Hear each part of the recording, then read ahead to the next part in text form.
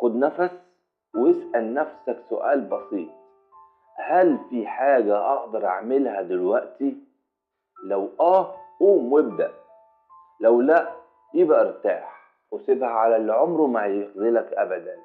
بكرة هيجي، بس مش هيجي لوحده، هيجي معاه الرزق وهيجي معاه الرحمة وهيجي معاه حاجة حلوة لو انت فعلا مستعد تستقبلها. خلاصة في الموضوع كله: ما تخليش خوفك من بكرة يسرق منك النهاردة ولا يفقدك الأمل في اللي جاي، لأن دايما الخير لسه ما جاش، بس في السكة. إن مع العسر يسرا، ودوت مش كلام، ده وعد من ربنا سبحانه وتعالى. خد نفس عميق، ولو اللي جاي مكتوب عمر خوفك ما هيمنعه، ولو خير هيجي في وقته.